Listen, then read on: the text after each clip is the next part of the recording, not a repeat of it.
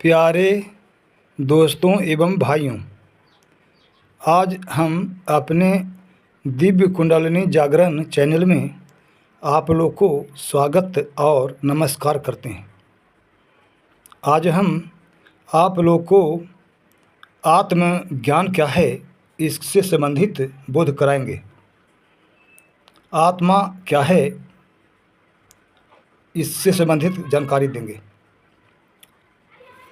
पहले तो ये जानना है कि आत्मा वास्तव में परमात्मा है। इसके लिए गीता साक्षी है। भगवान श्री कृष्ण चंद्र जी ने अर्जुन जी को बतलाते हुए कहा था कि सबके हृदय में स्थित आत्मा ही वास्तविक परमात्मा है। तुलसी जी ने भी बताया है कि ईश्वर अंश जीव अविनाशी। ईश्वर अंश जीव अविनाशी। जीव है जो ईश्वर का अंश है, जो अविनाशी है अर्थात अमर है, नष्ट होने वाला नहीं है।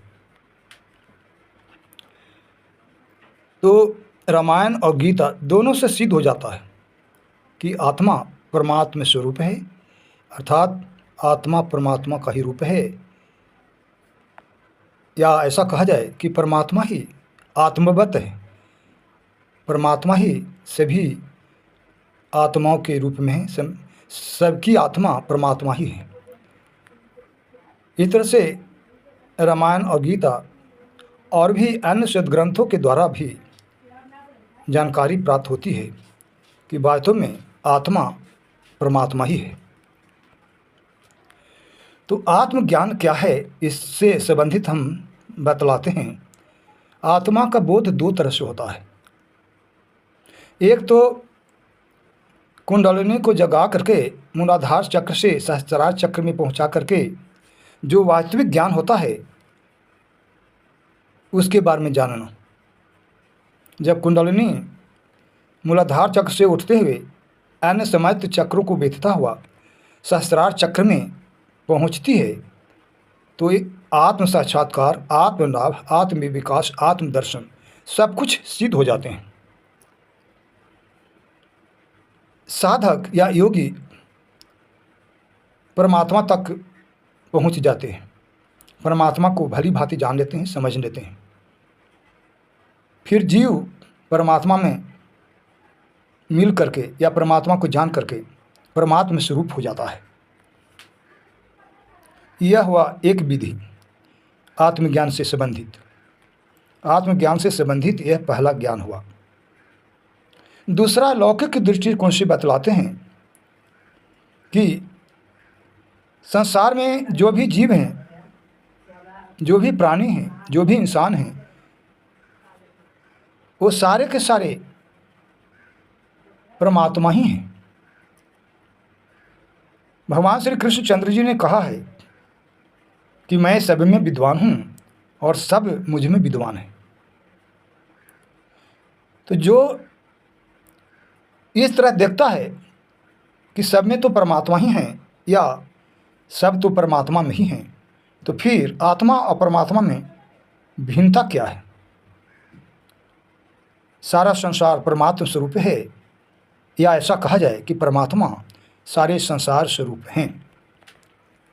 तो इस दृष्टिकोण से जो समस्त जगत को ईश्वर रूप समझता है, ईश्वर तुल्य समझता है, सबको आदर करता है, नमन करता है, सबको स्वागत करता है, सबसे प्रेम करता है, सबको हित पहुंचाता है, निस्वार्थ हित, बिना स्वार्थ की सहायता करता है, परोपकार करता है,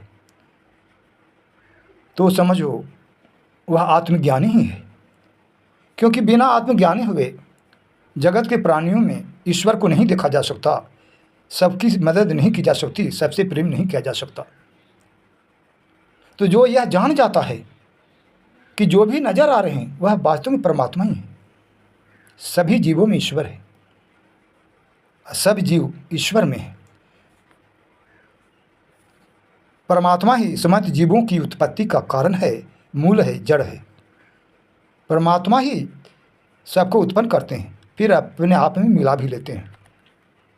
तो जो इस तरह से समझ लेता है, जो इस तरह से लोगों के साथ पेश आता है, लोगों को समझता है, सबको ईश्वर तुल्य समझते हुए उत्तम से उत्तम आचरण बर्ताव कर्म करता है, तो समझिए उससे आत्मज्ञान प्राप्त हो चुका है, वह आत्मज्ञानी है।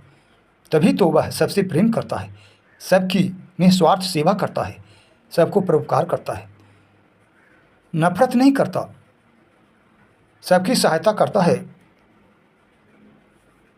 इस तरह से आचरण बर्ताव कर्म करता है, मन कर्म वचन को इस तरह से बना लेता है जिससे दूसरों को अहित न हो जाए, कष्ट न हो।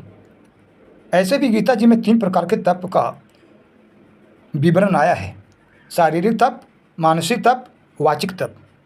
शरीर से किसी को कष्ट न पहुंचाना, मन से किसी के प्रति बुरा न सोचना जिससे कि अहित हो जाए, और वाणी के द्वारा ऐसा शब्द उच्चारण न करना जिसको सुनकर लोग उद्वेग को प्राप्त हो जाएं, अर्थात बेचैनी न हो, यानी सुन करके उनकी वाणी सुन करके सुख प्राप्त हो।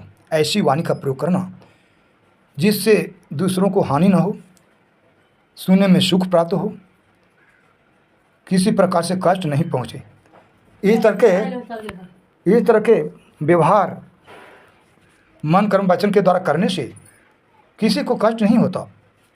तो जो मन को, वचन को और कर्म को सुधार लेता है, उसके द्वारा किसी को कष्ट नहीं पहुंचाता, किसी के द्वारा किसी को भी कष्ट नहीं पहुंचता। तो गीता जी में ये 3 प्रकार के तप भगवान श्री कृष्णचंद्र जी ने अर्जुन जी को बतलाया है: शारीरिक तप, मानसिक वच तप और वाचिक तप। शरीर के द्वारा किसी को अनहित न हो करना, मन के द्वारा किसी के प्रति अशुभ न सोचना जिससे कि हानि न हो जाए, और वचन के द्वारा ऐसा शब्द उच्चारण न करना जिसको सुनकर किसी को पीड़ा हो, कष्ट हो। तो जो इस तरह से सारा जगत को ईश्वर तुल्य समझता है, सब में ईश्वर को देखता है, वह किसी को अनादर नहीं करता, किसी को कष्ट नहीं पहुंचाता, सबसे प्रेम करता है, सबको निस्वार्थ सेवा करता है, निस्वार्थ ढंग से सहायता पहुंचाता है और सदैव प्रसन्न रहता है, दूसरों को भी प्रसन्न रखता है और अपने भी प्रसन्न रहता है। इस तरह से 2 प्रकार के आत्मज्ञान का प्रयोग होता है। इस तरह से 2 प्रकार से आत्मज्ञान होता है और होना चाहिए सब। अगर हम लोग आत्मज्ञान से नीचे उतर कर चलेंगे तो कभी हम परमात्मा के दर्शन नहीं कर पाएंगे, परमात्मा को प्राप्त नहीं कर पाएंगे, क्योंकि सब तो परमात्मा ही है। और सब में हम नफरत की भावना फैलाएं, सबको सताएं, कष्ट पहुंचाएं, पीड़ा पहुंचाएं, सबको दुख पहुंचाएं, तो उससे परमात्मा सिद्ध नहीं सकते, परमात्मा मिल नहीं सकते। इस तरह से 2 प्रकार से आत्मज्ञान की अनुभूति होती है: एक कुंडलिनी जागरण से, एक सब में ईश्वर को देखने से।